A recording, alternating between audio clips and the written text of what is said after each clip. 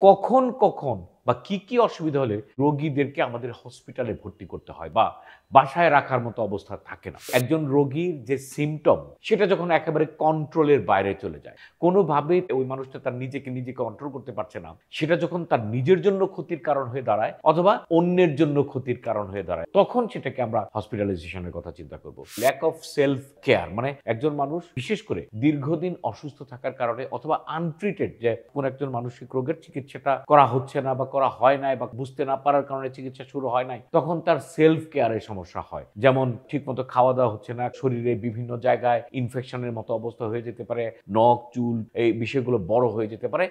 প্রত্যেক দিনের যে সমস্ত বিষয়গুলো আমাদের কেয়ার করা উচিত, সুন্দর করে রাখা উচিত, সুন্দর করে থাকা প্রয়োজন, সেটা যখন দিনকে দিন একটা এমন পর্যায়ে চলে যায়, যখন ওই মানুষটা আর নিজের কেয়ার নিতে পারছেন না, তখনও কিন্তু এই হাসপাতালে ভর্তি করার একটা বিষয় থাকে, বিশেষ করে মানসিক রোগীদের।